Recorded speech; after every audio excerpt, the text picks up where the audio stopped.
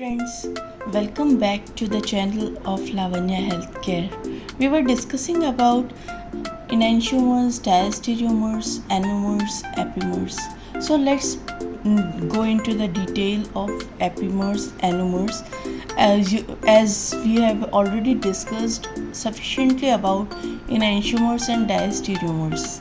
Okay, so when two diastereomers differ in the configuration at only one chirality center, means only one carbon in between the two compounds is chiral, then these are called epimers.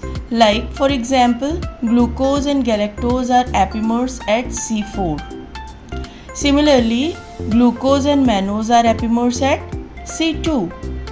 Glucose and talose are not at all epimers because they differ in projection at more than one chirality center.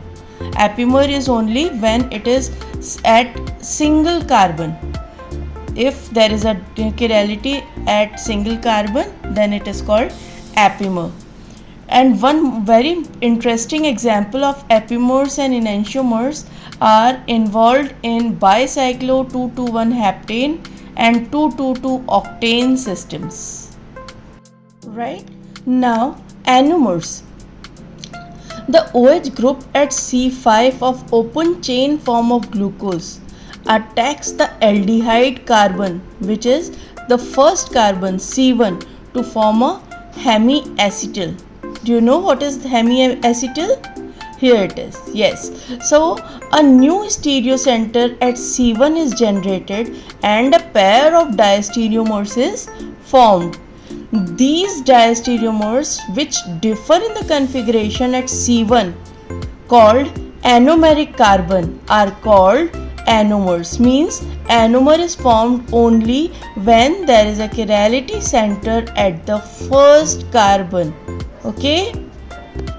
With a D sugar, if the OH at C1 is down, the sugar is alpha, and if up, the sugar is beta.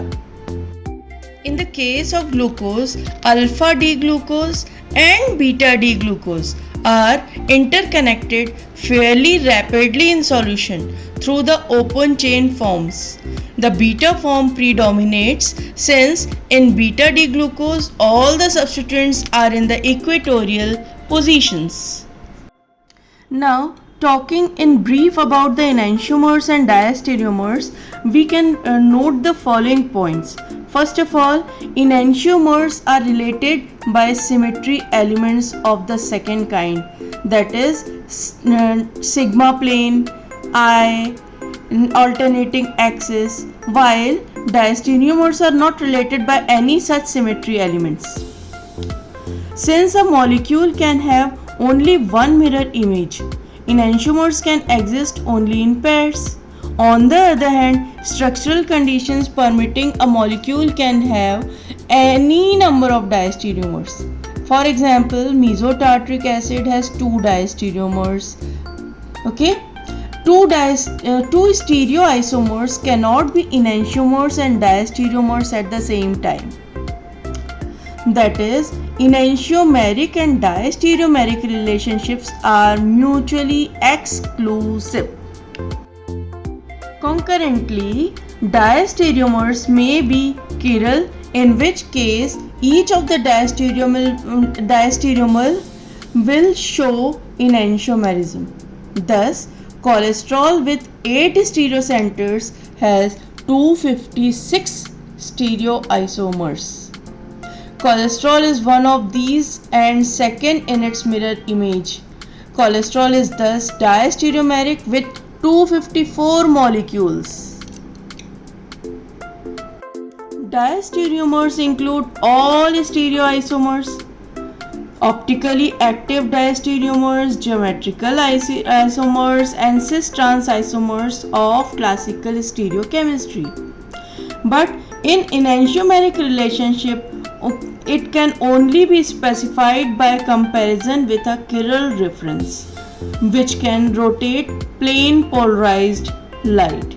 The diastereomeric relationship can be established without any external reference. So this is it.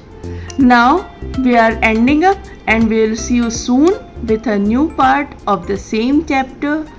Bye bye.